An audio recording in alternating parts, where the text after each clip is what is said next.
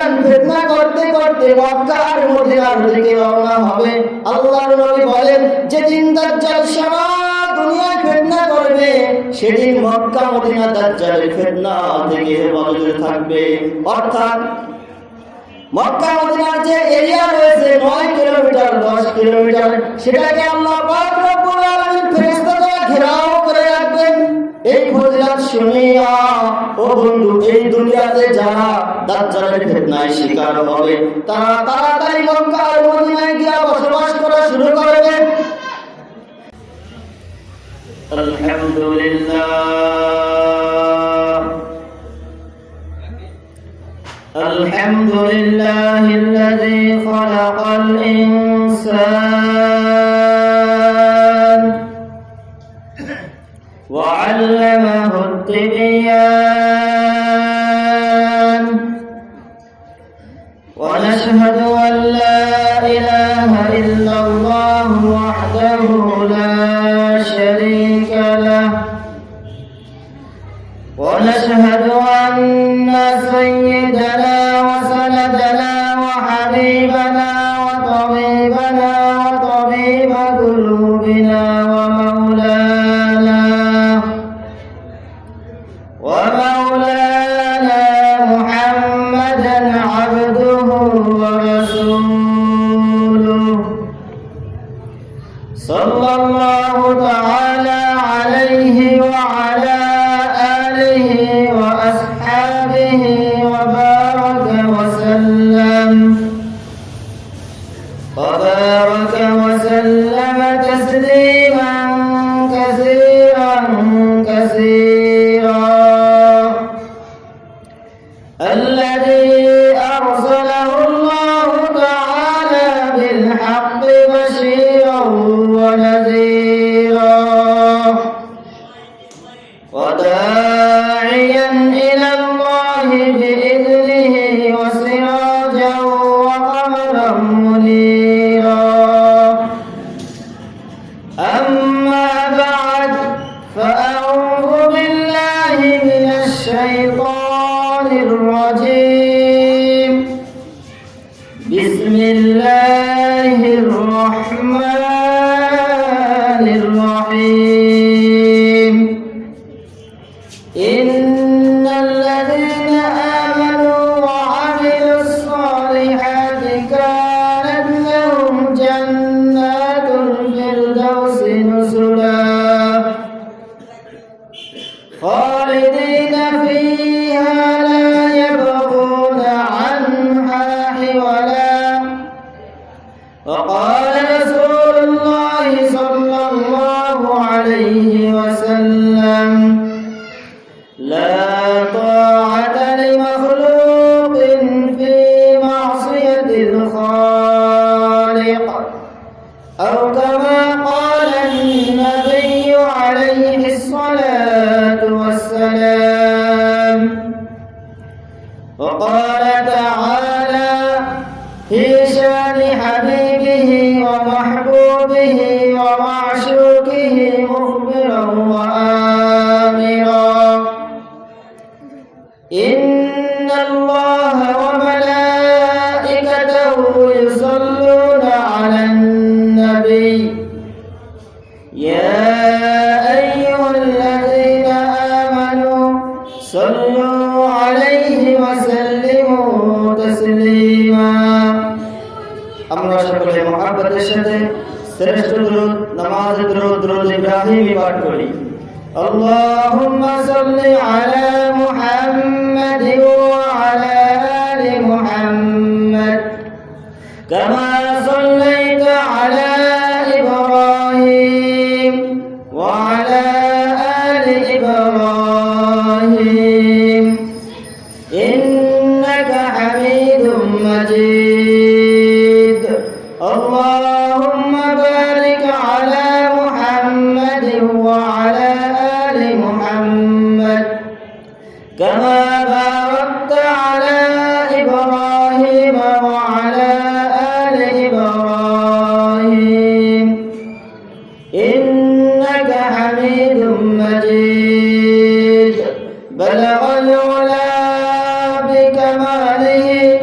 كشف الدجى بجماله حسنة جميع خصاله صلوا عليه وآله محبة الصبان كل شبيب بلغ العلا بكماله كشف الدجى بجماله حسنة جميع خصاله صلوا عليه وآله لا إله إلا الله لا إله إلا الله جل لا إله إلا الله لا إله إلا الله لا إله إلا الله لا إله إلا الله لا إله إلا الله দিন থাকিতে লা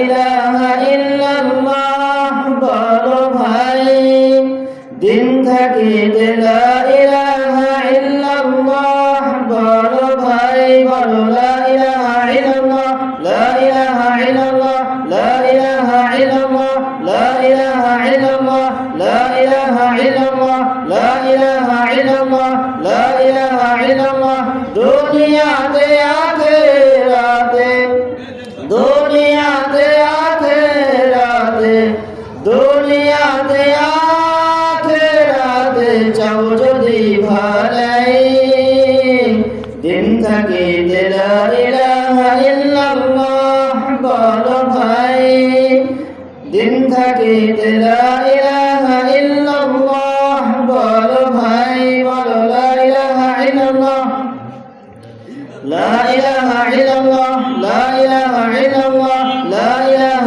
إلا الله لا إله إلا الله لا إله إلا الله لا إله إلا الله لا إله إلا الله لا إله إلا الله محمد رسول الله صلى الله عليه وسلم الحمد لله आज 1 জানুয়ারি 2020 ঐতিহ্যবাহী জামিয়া ইসলামিয়া সিদ্দিকিয়া মাদ্রাসার উদ্যোগে আয়োজিত বার্ষিক ওয়াজ ও দোয়ার মাহফিলের সম্মানিত সভাপতি হযরত উলামায়ে কেরাম দূর দূরান্ত থেকে আগত আল্লাহ পাকের আশিকিন জাকিরিন মুহিব্বিন মুরাব্বিন আওয়াম আমার সমবয়সী যুবক বন্ধুগণ স্নেহের ছোট ভাই পর্দার আড়ালে অবস্থানরত শ্রদ্ধেয় সম্মানিত মা ও বোনেরা মহান স্রষ্টা রব্বুল আলামিনের দরবারে লাখ কোটি শুকর ও সুজুদ যেই মহান রব্বুল আলামিন অত্যন্ত দয়া ও মায়া করে ভালোবেসে পবিত্র কোরআনুল কারীম ও পবিত্র হাদিস শরীফের আলোচনা শুনবার জন্য বেহেশতের বাগান জান্নাতের বাগান উলামায়ে কেরামদের মজলিস যথা গুনাহ মাফের মজলিসে সমস্ত ঝামেলাকে উপেক্ষা করে 10 মায়ের 10 সন্তানকে আপন হয়ে একই জায়গায় মিলে বসার তৌফিক দান করেছেন এই জন্য মহান স্রষ্টা রব্বুল আলামিনের দরবারে কালিমাতুশ শুকর আদায় করি আলহামদুলিল্লাহ। হ্যাঁ আমার মুসলমানের আওয়াজ এমন হওয়া উচিত, এমনটাই হওয়া প্রয়োজন যে আওয়াজের কারণে ঘুমন্ত মানুষের চোখ খুলে সজাগ হয়, দোকানওয়ালা দোকানদারি বন্ধ করে এই ময়দানে আসতে বাধ্য হয় এবং মুসলমানের আওয়াজের দ্বারা ফায়দা এতটুকু হয় যে আওয়াজের কারণে বেজাতি বেঈমান নাফরমান নাস্তিক মুরতাদদের অন্তরে কম্পন সৃষ্টি হয়। ঠিক না ঠিক কথা বলেন? সেই আওয়াজ আমাদের ভিতরে এখনো আছে কিন্তু কিছুটা দুর্বল হয়ে গেছে সুদের সাথে জড়িত হওয়ার কারণে। ঠিক না ঠিক কথা বলেন? হারাম টাকা দিয়ে পেট বড় করার কারণে, কারণ সারা বাংলাদেশ জুড়ে এখন সুদের ব্যবসা প্রচন্ড রূপ ধারণ করেছে। ঠিক না ঠিক কথা বলেন? ঘরে ঘরে গ্রামীণ ব্যাংকের সদস্য আছে না কথা বলেন? তাহলে আমরা এখানে কেন আসলাম? আল্লাহ ওয়ালা মানুষ হওয়ার জন্য। মানুষকে কিভাবে আল্লাহ ওয়ালা বানানো যায়, মানুষকে কিভাবে নামাজি বানানো যায়, মানুষকে কিভাবে পর্দাশীল বানানো যায়, এই নিয়ে তো আমরা বলছি। ঠিক না ঠিক কথা বলেন? ভাইরা আমার, আপনারা এখানে ওয়াজ মাহফিল শুনবার জন্য আসেন, দিন বোঝা, দিনের কথা শোনা, দিন শুনবেন, বুঝবেন, আমল করবেন, এই নিয়ে তো আসেন। ঠিক না ঠিক? সর্ব আমল 100 ভাগের 100 ভাগ করতে পারবেন এমন গ্যারান্টি আপনি দিতে পারবেন পারবে না, তবে শুনতে থাকলে আমলের তৌফিক হয়। এই হিসেবে যারা বাড়ি থেকে ঘর থেকে বের হয়েছে, আল্লাহ পাক রব্বুল আলামিন তাদের গুনাহ মাফ করে দিয়েছেন। আর যারা বলেন, যারা দিন কথা শুনবার জন্য একে অপরের সাথে লাগিয়া বসে, কিয়ামতের দিন তাদের সম্পর্কে একদল ফেরেশতা ঘোষণা দিবেন, আইনাল মুতাজালিসিনা ফিল্লাহ, আইনাল মুতাজালিসিনা ফিল্লাহ। ওই সমস্ত লোকগুলো কোথায় যারা দিন কথা শুনবার জন্য একে অপরের সাথে লাগিয়া বসে, আমি তাদেরকে ফেরেশতার পথ রাহবারি করে পৌঁছায় দেব। আর যারা বলেন, এই জন্য ওয়াজ দূরে কোথাও দাঁড়িয়ে শোনা অথবা দোকানে বসে শোনা, তবে সে ওয়াজ শুনবে না, সে শুনবে আওয়াজ, আর বসার ফজিলত থেকে সে মাহরুম হবে। কারণ এখানে যদি 2 ঘন্টা বয়ান হয়, এই ময়দানে যে আসছে সে বলতে পারবে যে 10টা কথা বলেছে, আর যে চার দোকানে বসছে তাকে জিজ্ঞাসা করলে বলবে যে কি যেন বলেছিল এরপরে মনে নাই। এই জন্য ওয়াজ দূরে কোথাও দাঁড়িয়ে শোনা অথবা দোকানে বসে শোনা, তবে সে ওয়াজ শুনবে না, সে শুনবে আওয়াজ, আর বসার ফজিলত থেকে সে মাহরুম হবে। ঠিক না বেশি কথা বলেন? কারণ যারা জায়গায় লাগিয়ে বসবে, আল্লাহ পাক রব্বুল আলামিন তাদেরকে কিয়ামতের দিন ফেরেশতা দিয়ে হাসরের ময়দান থেকে তালাশ করে জান্নাতে পৌঁছাবেন। তো মেরে ভাই দোস্ত বুজুর্গ, আমি আপনাদের মাঝে পবিত্র কালামুল্লাহ শরীফ থেকে কয়েকটি আয়াতে কারিমা তেলাওয়াত করেছি। যদি আল্লাহ পাক রব্বুল আলামিন তৌফিক দান করেন, তাহলে আমি আমার তেলাওয়াতকৃত আয়াতের উপর 2-4টি কথা বলবো ইনশাআল্লাহ। তো ভাইরা আমার, আল্লাহ পাক রব্বুল আলামিন পবিত্র কালামুল্লাহ শরীফে 10 ভাগে নাযিল করেছেন। কয় ভাগে কথা বলেন? 1000 আয়াতের ওয়াদা সম্পর্কে নাযিল করেছেন, 1000 আয়াতকে ভয় প্রদর্শনমূলক নাযিল করেছেন, 1000 আয়াতকে ইতিহাসমূলক নাযিল করেছেন, 1000 আয়াতকে দৃষ্টান্তমূলক নাযিল করেছেন, 1000 আয়াতকে আদেশমূলক নাযিল করেছেন, 1000 আয়াতকে নিষেধমূলক নাযিল করেছেন। কমপ্লিট 6000 হলো। 250 আয়াতকে আল্লাহ পাক রব্বুল আলামিন হালাল সম্পর্কে নাযিল করেছেন, 250 আয়াতকে আল্লাহ পাক রব্বুল আলামিন হারাম সম্পর্কে নাযিল করেছেন, 100 আয়াতকে আল্লাহ পাক রব্বুল আলামিন প্রশংসামূলক নাযিল করেছেন, আর 66 আয়াতকে আল্লাহ পাক রব্বুল আলামিন বিভেদমূলক নাযিল করেছেন। তাই মধ্য থেকে আমি গুনাহগার পবিত্র কালামুল্লাহ শরীফ থেকে সূরা কাহফ থেকে কয়েকটি আয়াত কারিমা তেলাওয়াত করেছি। সূরা কাহফ কত পড়ায় বলতে পারবেন? বলেন না কত পড়ায়? হিন্দুরা পারে, কারণ ওরা তো প্রতিদিন কোরআন পড়ে। ঠিক নেবে ঠিক? আরে মুসলমান, আল্লাহর পক্ষ থেকে এখানে কিতাব আল্লাহ নাযিল করলেন। ও মুসলমান, তোমার দুনিয়া ও আখিরাতের কামিয়াবির জন্য আমি আল্লাহ শুধু কোরআন নাযিল করি, এই সাথে সাথে মাস্টারও দিয়েছি। এত বড় দামি কোরআন পাওয়া, এত বড় দামি কোরআন পাওয়া সত্ত্বেও কোরআনের কোন সূরা কোন পারা আছে তার খবর নয়। সূরা কাহফ 15 এবং 16 পারার বিজড়িত একটি সূরা। এই সূরা অত্যন্ত ফজিলতপূর্ণ সূরা। আল্লাহর নবী বলেন, যে ব্যক্তি জুমার দিন, শুক্রবার দিন সূরা কাহফের প্রথম 10 আয়াত এবং শেষের 10 আয়াত পাঠ পড়বে, তার পা থেকে মাথা পর্যন্ত নূরান্বিত হয়ে যাবে। আরো জোরে বলেন।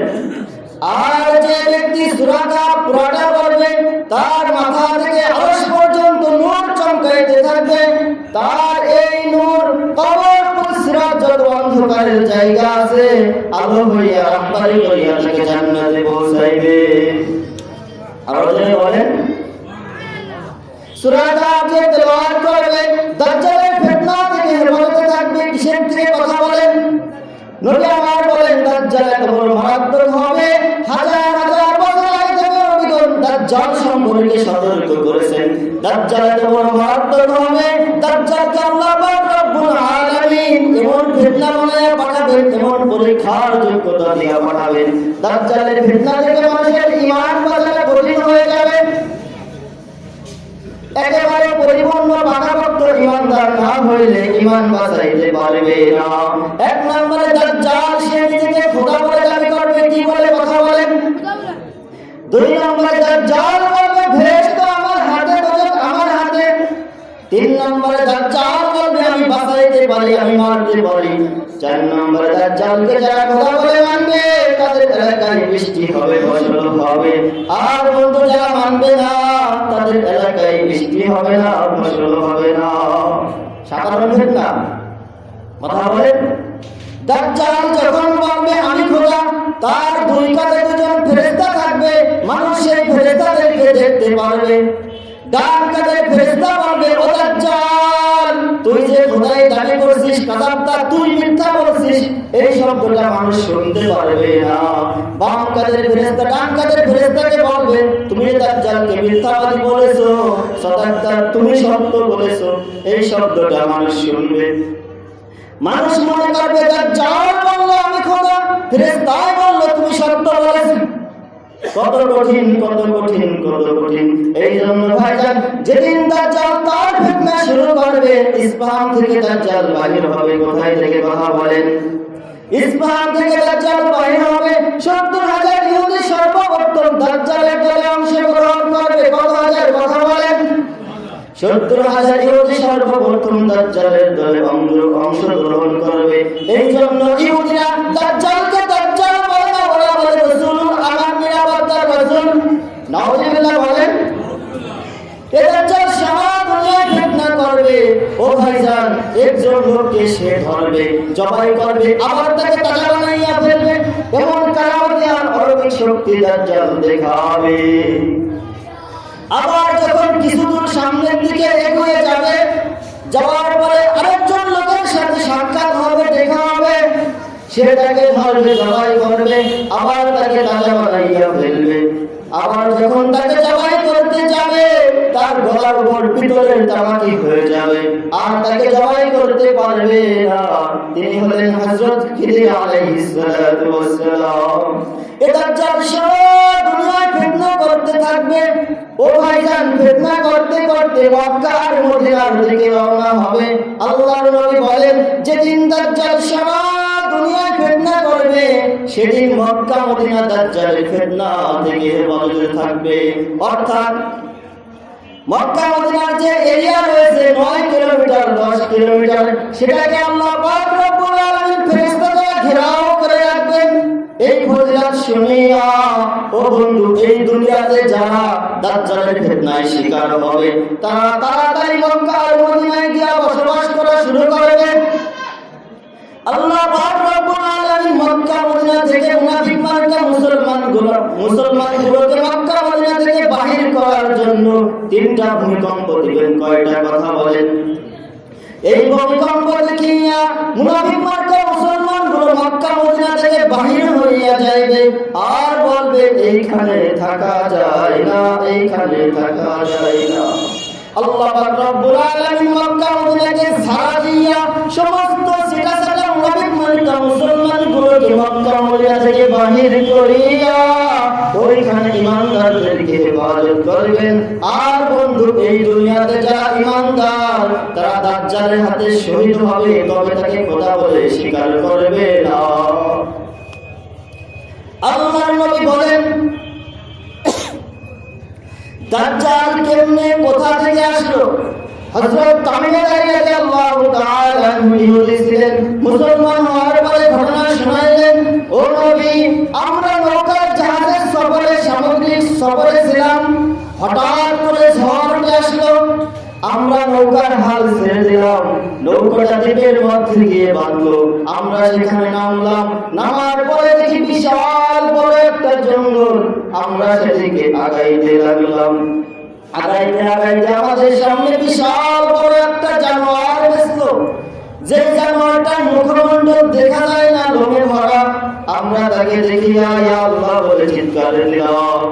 জানোয়ারটা আমাদের সাথে কথা বলা শুরু করলো, হে মানুষ তোমরা আমাকে দেখে আশ্চর্য হইতেছো, আসো আমার সাথে আরো আশ্চর্য জিনিস দেখাইয়া দিতেছি। এরপরে আমরা ওই জানোয়ারটার পিছে পিছে গেলাম, গিয়ে দেখি ওই জঙ্গলের মধ্যে একটা গম্বুজের মধ্যে ঘেরা একটা মানুষ গায়ের গোস্ত থিবড়ে থিবড়ে খাইতেছে, মাথার চুলগুলো ফুকরানো। ও ভাইজান চাকা চাকা গায়ের গোস্ত, হাতে পায়ে বেড়ি বাঁধা, শিকল বাঁধা, লোকটা লাফাইতেছে আর নাচতেছে বাহির হওয়ার জন্য। তামিমে দারী রাদিয়াল্লাহু তাআলা আনহু বলেন, আমরা তাকে দেখি ইয়া আল্লাহ বলে চিৎকার দিলাম। আমাদের চিৎকারের আওয়াজ শুনে লোকটা লাফালাফি আর নাচানাচি বন্ধ করে দিল। এরপরে আমাদেরকে জিজ্ঞাসা করলো, হে মানুষ, তোমরা কেমনে কোথা থেকে আসছো? তামিমে দারী রাদিয়াল্লাহু তাআলা আনহু বলেন, আমরা ইয়াসরিব থেকে আসছি। মক্কা মদিনার আসল নাম হলো ইয়াসরিব। আমরা ইয়াসরিব থেকে আসছি। এরপরে দাজ্জাল প্রশ্ন করলো, অমুক নদীতে পানি আছে? আমরা বললাম হ্যাঁ আছে। এরপর জিজ্ঞাসা করলো, অমুক খেজুর বাগানে খেজুর হয়নি? আমরা বললাম হ্যাঁ হয়। এরপরে বললো, এমন একদিন হবে অমুক নদীতে পানি থাকবে না, অমুক খেজুর বাগানে আর খেজুর ধরবে না। আল্লাহর নবী সম্পর্কে দাজ্জালের ইলম আছে। হযরত তামিমে দারী রাদিয়াল্লাহু তাআলা আনহু এই কাহিনী শুনাইলেন। মিশকাত শরীফের মধ্যে লম্বা কাহিনী আছে। আল্লাহর নবী বলেন, ও তামিমে দারী, এটাই হলো বড় দাজ্জাল। তবে এই দাজ্জালের পূর্বে অনেক চেরা দাজ্জাল আসবে। চেরা দাজ্জাল, দাজ্জালু মিন দাজ্জালিয়া। দাজ্জাল শব্দটা আরবি, এর আরেক অর্থ হলো মাক্কার। মাক্কার শব্দের বাংলা অর্থ হলো ধোঁকাবাজ, সিটার, বটপার, লম্পট।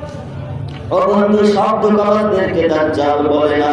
শরীয়তের পরিভাষায় দাজ্জাল ওই সমস্ত ধোঁকাবাজদেরকে বলা হয় যারা ধর্মের নামে অলৌকিক শক্তি দেখাইয়া মানুষকে আল্লাহর দ্বীন থেকে সরাইয়া নেয়। তাদের নাম কি? তাদের নাম বলেন। তাহলে আপনারা যেমন দাজ্জাল বুঝছেন, দাজ্জাল কাকে বলে? দাজ্জালের অর্থ কি? ধোঁকাবাজ, সিটার, বটপার। ও বন্ধু, খিদির আলাইহিস সালাম বলেন, তুই কেমন করে খোদার ভিতর দিয়ে চোখ কানা? কপালের উপর লেখা আছে কাফের। দাজ্জালের কপালের উপর লেখা কি? বলেন। এই দাজ্জালের প্রথম বাহিনী হবে ইহুদি। ও বন্ধু, এরপরে যত হিন্দু, বৌদ্ধ, খ্রিস্টান আছে সব দাজ্জালের পক্ষে যাবে। আর বন্ধু, এই দুনিয়াতে যারা হিন্দু, বৌদ্ধ, খ্রিস্টানদেরকে মিলাইয়া ধর্মের নামে জিকির করতে চায়, ওদের সাথে সব দল থাকে। ঠিক নেবে? ঠিক কথা বলে। এজন্য আমার নবী সমস্ত সাহাবায়ে-কেরামদেরকে একত্রিত করে বালুর মধ্যে লম্বা ডাক দিলেন, লম্বা টান দিলেন। টান দিয়ে বললেন, ও আমার সাহাবারা, এই যে সোজা দাগটা দেখতেছো, এটা হলো সিরাতে মুস্তাকিম। এই রাস্তা শুরু হয়েছে কোরআন আর হাদিস দিয়ে, শেষ যাইয়া পড়বে জান্নাতে। ওয়া মান ইয়াশরাহ সাদরাহু লিল ইসলাম ফাহুয়া আলা নূরিন মির রাব্বিহিম। আল্লাহ পাক রব্বুল আলামিন যাকে দিনের জন্য সিনা খুলে দিলেন, সে নূরের চেহারা আছে। আমার নবী নূরের চেহারা আছে। এবং একটা চেহারার নাম মুহাম্মদুর রাসূলুল্লাহ সাল্লাল্লাহু আলাইহি ওয়াসাল্লামকে দান করেছেন। রূহের জগতে আল্লাহ এই চেহারা বসাইলেন বিশ্ব নবী। দুনিয়াতে আসার পরে বিশ্ব নবী, আখিরাতে বিশ্ব নবী।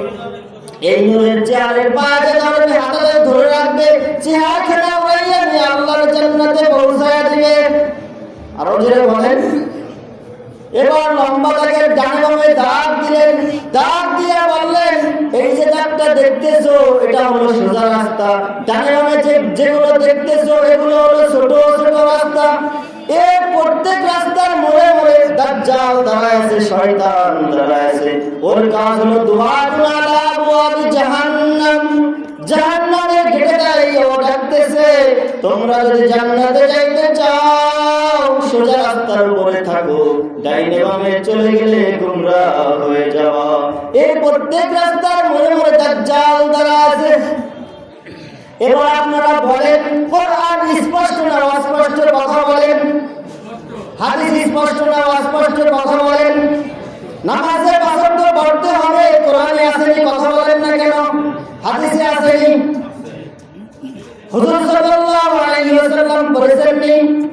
চার ইমামগণ নামাজ পড়েছেননি? সাহাবায়ে-কেরামগণ নামাজ পড়েছেননি? কথা বলেন না কেন? আল্লাহর নবী যে মসজিদে নববীতে মদিনায় নামাজ কায়েম করলেন, আমার নবী সেই মসজিদে নববীতে মদিনায় সারা জীবন দাঁড়ায় দাঁড়ায় নামাজ কায়েম করেছেন, নামাজ পড়াইছেন।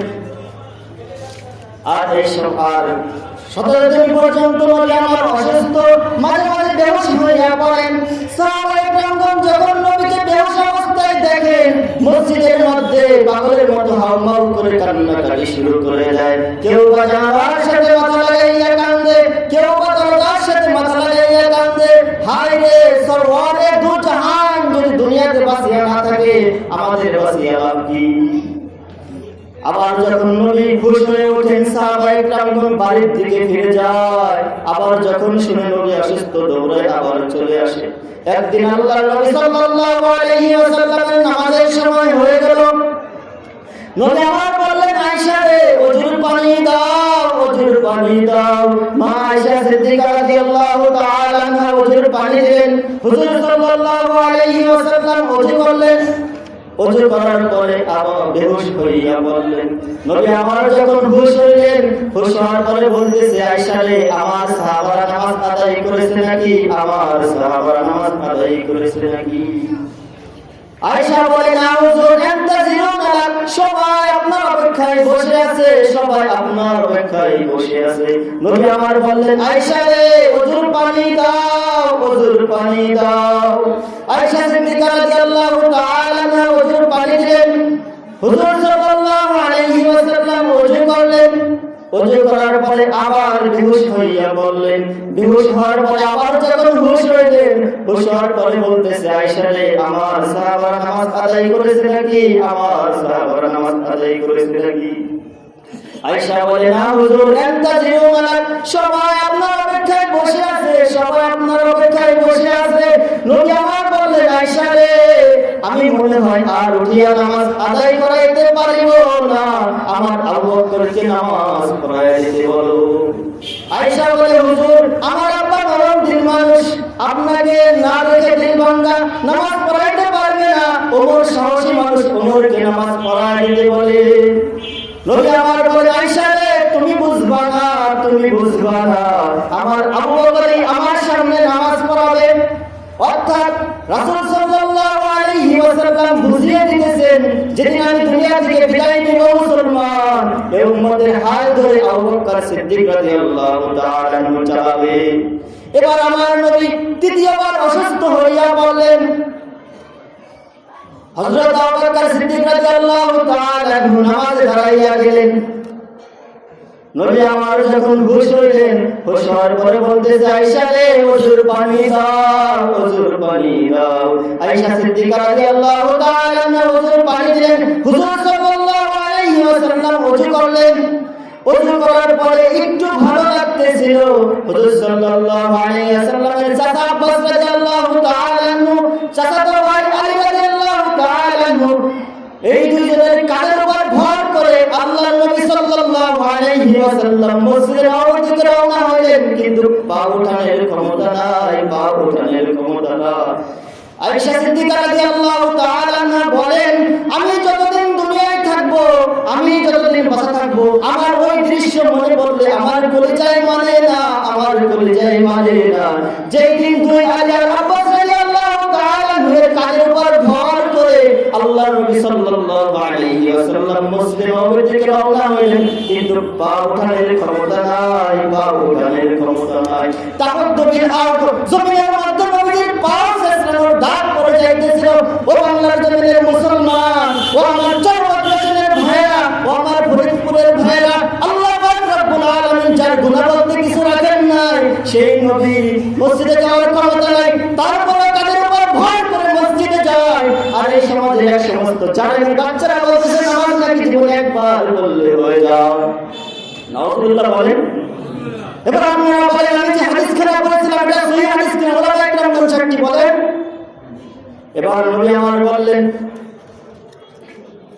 এরা যদি মুসলমান হয় তাহলে হরে গোপাল, রামচরণ, হরে কৃষ্ণ, রাধে এরা অসুবিধা করছিল কোথায়? ঠিক না বেশি কথা বলেন? এরাও মুসলমান। এজন্য আমি আপনাদেরকে বলেছিলাম নবী সোজা রাস্তা দেখাইছেন। ঠিক না বেশি কথা বলেন? নবী আমার বলেন, কুল্লু উম্মতি ইয়াদখুলুনাল জান্নাতা ইল্লা মান আবা, আমার সব উম্মত জান্নাতে যাবে কিন্তু আবা গুরু যাবে না। সাহাবায়ে কেরামগণ জিজ্ঞাসা করলেন, ওমান আবা, আবা কারা? নবী আমার বললেন, মান আতানি দাখালাল জান্নাহ, আমার তরিকা মোতাবেক যারা চলবে তারা জান্নাতে যাবে। ওমান আসানি ফাকাদ আবা, আর আমার তরিকার নাফরমানি যারা করবে তারা জাহান্নামে যাবে। ভাইরা আমার, নবী আমার কাবরের মধ্যে বসা ও মুসলমান, একজন আরবি গ্রাম্য ব্যক্তি মনের মধ্যে বকরি চলায়, দুম্বা চলায়। ওদের ভাষা বড় খারাপ, মেজাজ বড় কর্কশ, ভদ্রতা বলতে কিছু বোঝে না। আরবের মনের মধ্যে এক প্রকার প্রাণী আছে, ওগুলোকে আরবিতে জব বলে, উর্দুতে গোল বলে, বাংলায় সান্ডা বলে। সান্ডা তোল বাজারে বিক্রি করেছেন আইসেলের মতো কালো কালো, এগুলো ধরে ধরে খায়। এক দেড়শো মারছে মারিয়া, মারার মতো গাতিয়া উঠে পাহাড়ের উপর রাখিয়া আল্লাহর নবীর সামনে আসিয়া উঠ দাঁড় করায় বলে, আনতাল্লাযী তাকুলু মাযা তাকুল, আপনি কি সেই নবী আমাদের সমাজের নবুয়তের দাবিদার? নবী আমার বললেন, হ্যাঁ আমি তো। আল্লাহ আমাকে নবী বানাইয়া পাঠাইয়াছেন, রাসূল বানাইয়া পাঠাইয়াছেন। বেদুইন বলে, এই কথা শোনার পরে বেদুইন বলতেছে, এই বাজারের মধ্যে তোমার যে খারাপ মানুষ নাই। নাউযুবিল্লাহ, জোরে বলেন।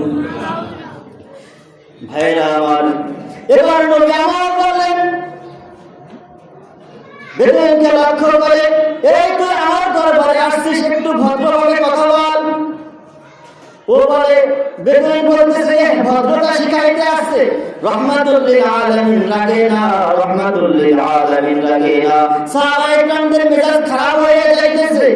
নবী আমার বললেন, ও আমার সাহাবারা, একটু ধৈর্য ধারণ করো, কি বলতে চাই একটু বলতে দাও।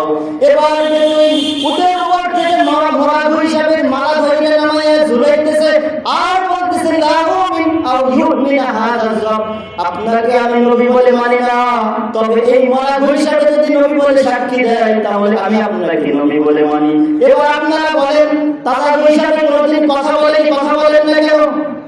মরাটা করতে হবে, এটা হলো ভাষা মাঝের শুভেচ্ছায়, ঠিক না বেঠিক কথা বলেন না কেন? আমার কথা যদি বিশ্বাস না হয় মুসলমান, টাকা থাকলে কেন হায়াতুল হায়াওয়ান কিনে দেখো। হায়াতুল হায়াওয়ানের জব নামক প্রাণীর বর্ণনা এই হাদিসখানা আছে।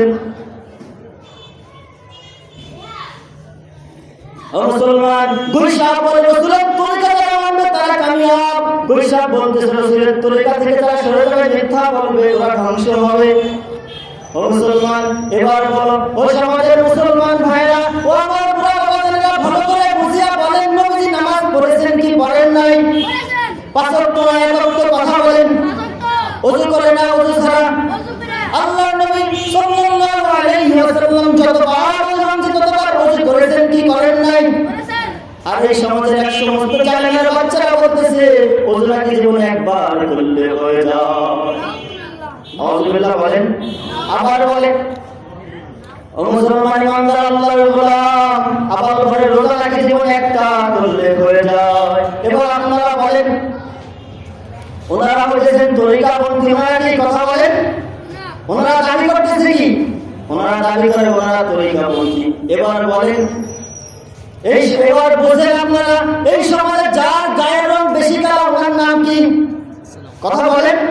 এই সমাজে যার গায়ের রং বেশি কালো ওনার নাম লাল মিয়া, ঠিক নেবে ঠিক কথা বলেন। যার গায়ের রং বেশি কালো ওনার নাম ধরা হয়, ঠিক নেবে ঠিক কথা বলেন। আর যে লোকটা মানুষের দাঁড়ে দাঁড়ে ভিক্ষা করে ওনার নাম হইতেছে বাদশাহ মিয়া, ঠিক নেবে ঠিক কথা বলেন।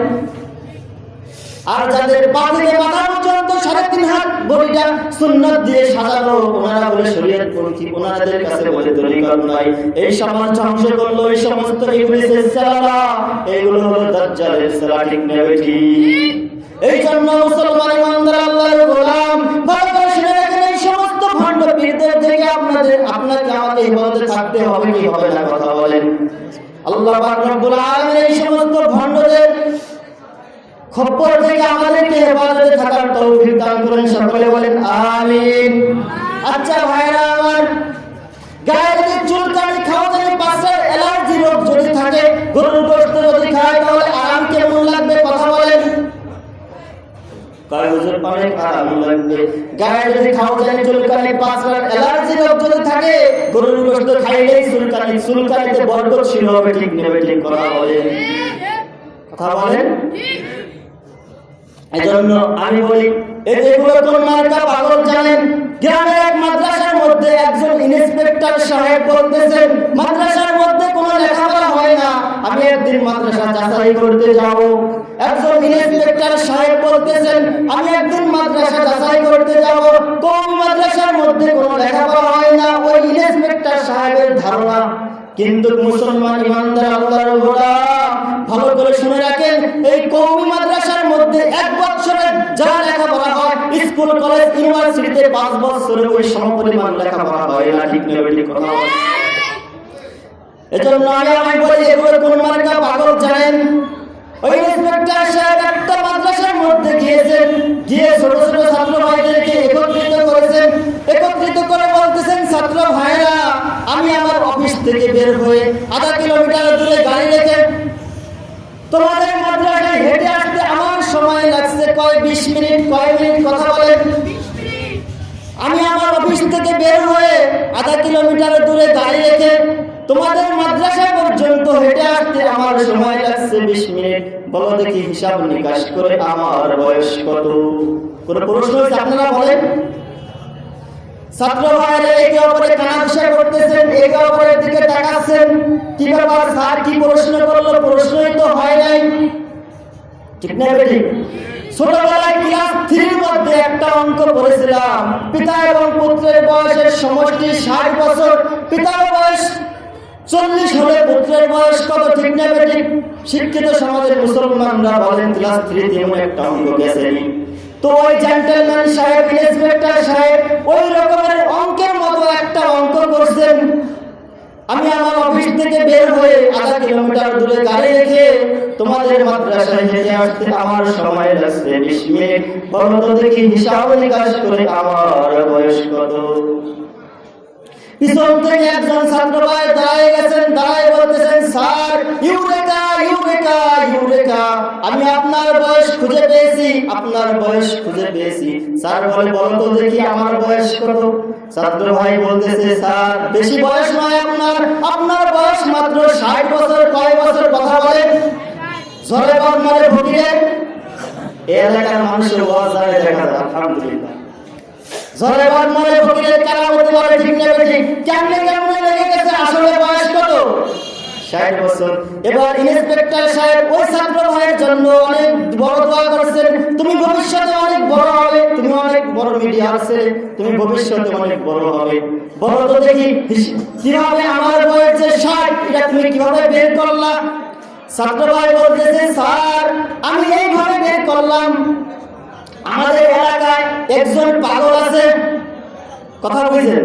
ছাত্র ভাই বলতেছে, স্যার, আমি আপনার বয়সটা এইভাবে বের করলাম, আমাদের এলাকায় একজন পাগল আছে, ওই পাগলের নাম হইতেছে মনু পাগলা, ওইটি হলো হাফ পাগল, ওর বয়স হইতেছে 30। কথা বলেন, ওর বয়স কত? আর আপনি হইতেছেন ফুল পাগল, 30 কত? কথা বলেন না? এই রকমের 30, 60 পাগল এই দেশে 2-4 জন আছে না নাই? কথা বলেন।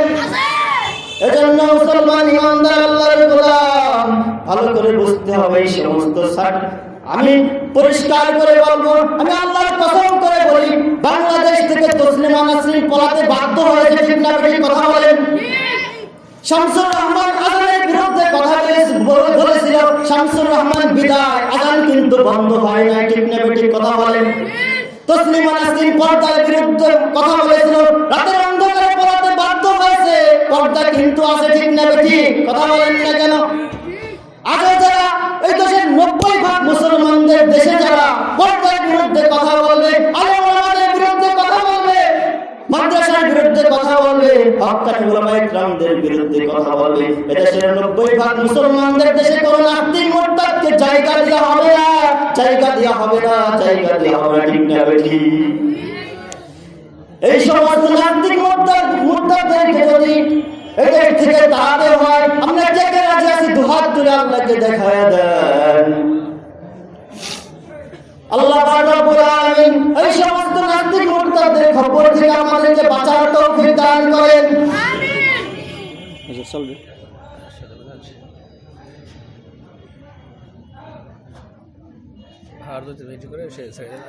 ভাইরা আমার, হযরত নবী রাদিয়াল্লাহু তাআলা আনহু অনেক বড় একজন সাহাবী, মসজিদে নববীতে হাদিস পড়ান। সবাই এদিকে বসেন, পিছনে যারা আছেন সবাই বসে পড়েন। ঘটনাটা বলেই আমি আমার আলোচনা শেষ করব ইনশাআল্লাহ। ভাইরা আমার, হযরত রাবিয়াতুর রায় রাদিয়াল্লাহু তাআলা আনহু অনেক বড় একজন সাহাবী। মসজিদে নববীতে হাদিস বলেন,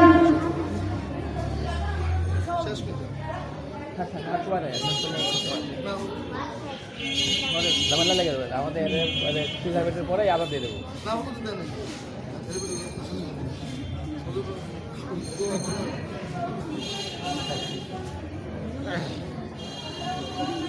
হ্যাঁ